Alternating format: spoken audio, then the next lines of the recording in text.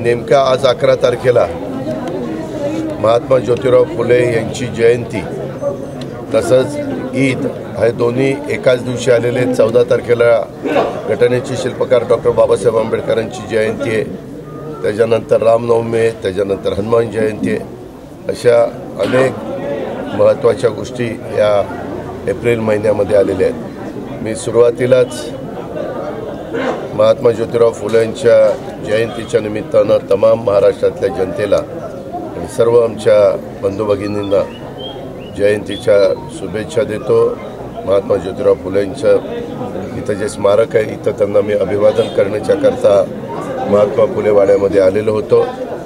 एकनाथराव शिंदे, देवेंद्र फडणवीस आम्ही सगळ्यांनी मिळून, त्याच्यामध्ये भुजबळ साहेबांचं पण योगदान आहे, आम्ही सगळ्यांनी मिळून अतिशय चांगलं अशा पद्धतीनं महात्मा ज्योतिराव फुले आणि क्रांतिज्योती सावित्रीबाई फुले यांचं स्मारक करायचं ठरवलेलं आहे। ऑलरेडी स्मारक झालेलं आहे, परंतु जागा फार कमी पडती, म्हणून आजूबाजूची मोठ्या प्रमाणावर जागा घेऊन ज्या लोकांची जागा घेतली जाणार आहे त्यांना व्यवस्थितपणे मोबदला देऊन त्यांचं समाधान होईल अशा प्रकारचं त्यांचा पुनर्वसन करण्याचा आमचा सगळ्यांचा प्रयत्न आहे।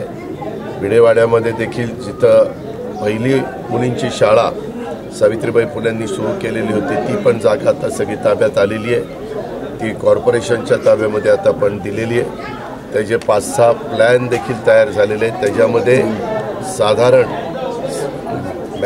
मेजॉरिटी लोकांना जो मान्य होईल अशा प्रकारचा प्लॅन तिथं पास केला जाईल आणि नंतर त्याचं काम सुरू केलं जाईल। या दोन्ही कामांना कुठल्याही प्रकारची निधीची अडचण भासणार नाही ही ग्वाही महायुतीच्या सरकारच्या वतीनं मी आवर्जून देऊ इच्छितो। त्याच्यामध्ये स्वतः मुख्यमंत्री, उपमुख्यमंत्री आमच्या सगळ्यांची चर्चा झालेली आहे आणि त्या चर्चेप्रमाणे यामध्ये लवकर हे जे कंजेस्टेड जरा दाटीवाटी झालेली आहे थोडं इथं प्रशस्तपणा असावा, कारण पुढं वर्षानुवर्ष महात्मा ज्योतिराव फुले, शाहू फुले आंबेडकर, छत्रपती शिवाजी महाराज या सगळ्यांना इतिहास पुढच्या पिढीला कायम स्मरणात राहावा, त्यांना कळावा आणि कशा पद्धतीनं महात्मा ज्योतिराव फुले आणि सावित्रीबाई फुलेंचं त्या काळातलं काम झालेलं आहे हे प्रत्येकाच्या लक्षात राहावं, ह्याच दृष्टिकोनातून आम्ही याचं सगळं प्लॅनिंग केलेलं आहे। हे प्लॅनिंग करत असताना हेरिटेज वास्तू कशी होईल ह्याही बद्दल प्रकर्षाने आमचा सगळ्यांचा प्रयत्न राहणार आहे। दादा, एक राजकीय प्रश्न, सासवडमध्ये सभा होती दादा, आज विजयराव शिवतारे साहेबांनी स्वतः एकनाथराव शिंदेच्या वर्षा बंगल्यावर एकनाथराव शिंदे, देवेंद्रजी, मी आणि विजयराव आम्ही चौघं बसलो होतो। त्याच वेळेस त्यांचे काही महत्त्वाचे त्या भागातले विषय आहेत, मग पिण्याचा पाण्याचा आहे, शेतीच्या पाण्याचा आहे, काही भागातल्या MIDCच्या संदर्भातला बारामती लोकसभा मतदारसंघातला आहे, असे काही त्यांचे विषय आहेत आणि त्या विषयाच्या संदर्भामध्ये त्यांनी चर्चा केली। ते म्हणाले की मी महायुतीच्या बरोबर आहे, परंतु हे विषय मुख्यमंत्र्यांनी आणि दोन्ही उपमुख्यमंत्र्यांनी मार्गी लावले पाहिजेत। ते काही पुरंदर विधानसभा मतदारसंघ आणि काही बारामती लोकसभा मतदारसंघ, मग भोरमधले आहेत, इतर भागातले आहेत, बारामती भागातले आहेत, अशा वेगवेगळ्या भागातले त्यांचे विषय आहेत। त्या विषयाला कुठंतरी मदत व्हावी, ते विषयाची सोडवणूक व्हावी या दृष्टिकोनात आमची चर्चा झाली। त्याच वेळेस त्यांनी सांगितलेलं होतं की मी एक दिवस सभा आयोजित करतो, त्या सभेला मुख्यमंत्री उपमुख्यमंत्र्यांनी आलं पाहिजे आणि आम्ही त्यावेळेस शब्द दिला की तुम्ही ज्या दिवशी सभा आयोजित कराल त्यावेळेस येऊ। त्या पद्धतीनं त्यांनी 11 तारखेला तिथल्या ग्राउंडवर सभा आयोजित केलेली आहे। मुख्यमंत्री पण जाणार आहे, मी पण जाणार आहे, अशा पद्धतीनं तो कार्यक्रम आहे। शिवतारेंना कोणाकोणाचे फोन आले होते दादा? तुम्ही एकदम भावनिक नाही, ते तुम्ही मला मूर्ख समजू नका, मी सांगायचं तेवढं सांगितलेलं आहे। मला जेवढं बोलायचं, मला घटनेचे शिल्पकार बाबासाहेब आंबेडकरांनी जे संविधान दिलेलं आहे त्या संविधानाप्रमाणे मला जेवढं बोलायचं तेवढं मी बोललेलो आहे। ते पण सगळं होईल, आपण काळजी करू नका। आज कारण ते पुढच्या टप्प्यात त्याचे फॉर्म भरायला अजून काही सुरुवात झाली नाही। नाशिक किंवा कोकण ह्याच्यातले फॉर्म भरायला शेवटच्या टप्प्यात आहे. म्हणजे आपल्या महाराष्ट्रातला 5वा टप्पा हा शेवटचा आहे आणि देशातला 6वा 7वा टप्पा शेवटचा आहे. तर त्याला अजून विलंब आहे. पण आज मी तर मुख्यमंत्र्यांच्या बरोबरच परत जाणार आहे. त्यावेळेस आम्ही त्याच्याबद्दलची चर्चा करू. देवेंद्रजी पण असतील. उद्या पण मी मुंबईमध्ये आहे.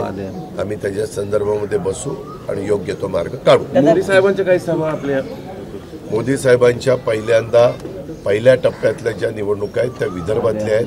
विशेषतः भंडारा गोंदिया, रामटेक, नागपूर, चंद्रपूर, गडचिरोली त्या भागातल्या. आणि त्याच्यामुळे त्यांची एक चंद्रपूरला सभा झाली. दुसरी माझ्या माहितीप्रमाणे विदर्भातलीच त्यांची सभा आहे. रामटेकला झाली नाही तेच ना, चंद्रपूरला पहिली झाली आणि दुसरी रामटेकला झाली. अशा पद्धतीनं त्यांनी तिकडच्या भागात सभा घेतलेल्या आहेत. सभेला उत्स्फूर्त अशा प्रकारचा प्रतिसाद आहे आणि त्यांनी काय भूमिका मांडली हे आपण सगळ्यांनी जाणले. दादा, एकनाथ खडसे भाजपमध्ये प्रवेश करतायत. त्यांचं मध्ये त्यांनी स्वतः स्टेटमेंट केलेलं आहे. प्रत्येकाचा अधिकार असतो. त्यांनी घर वापसी केलेली आहे. कारण 40 वर्ष ह्या राज्यामध्ये भाजप वाढवण्याचं काम ज्या वेगवेगळ्या नेत्यांनी केलं त्याच्यामध्ये गोपीनाथ मुंडे साहेबांचं नाव आपल्याला घेता येईल. त्याच्यामध्ये एकनाथराव खडसे साहेबांचं नाव घेता येईल. प्रमोद महाजन साहेबांचं नाव घेता येईल. नितीन गडकरी साहेबांचं नाव घेता येईल. हे सगळेजण आम्ही त्या काळामध्ये समोर त्याच्यात अण्णासाहेब रांगे होते, नासफ रांदे होते, बाकीचे पण मान्यवर होते. परंतु खऱ्या अर्थाने उत्तर महाराष्ट्रामध्ये सर्व दूरपर्यंत भारतीय जनता पक्ष पोहोचवण्याचं काम हे मी तरी बघत होतो. कारण मी पण 7 टर्मचा आमदार आहे. मला पण आता 32-35 वर्ष झाली. त्यावेळेसपासून मला समजते तेव्हा किंवा मी राजकारणात आल्यापासून तिथं खडसे साहेबांचंच प्रभुत्व होतं. आणि त्यांनीच खऱ्या अर्थाने ही संघटना भारतीय जनता पक्षाला एक सर्वसमावेशक म्हणजे अशा पद्धतीचा सर्व चेहरा देण्याचा प्रयत्न त्या ठिकाणी झाला. बहुजन समाज असेल, मागासवर्गीय समाज असेल, सगळ्या समाजाला तिथं सोशल इंजिनिअरिंग ज्याला आपण म्हणतो ते तिथं हे करण्याचा प्रयत्न झाला आणि त्याच्यात त्यांचं योगदान मोठं होतं. परंतु मध्ये काही कारणानिमित्त ते राष्ट्रवादी काँग्रेसमध्ये आलेले होते आणि नंतर पुन्हा त्यांच्या कार्यकर्त्यांनी पण त्यांना आग्रह केला आणि त्यांच्याही मनामध्ये कुठंतरी होतं. त्याच्यामुळे तो निर्णय त्यांनी घेतला. माहितीला पाठिंबा दिला. हो, दसऱ्याच्या दिवशी गुढीपाडवा असतो. गुढीपाडवा मराठी प्रथम वर्ष सुरू होतं. पहिला दिवस सुरू होतो मराठी वर्षाचा. चैत्र महिना सुरू होतो.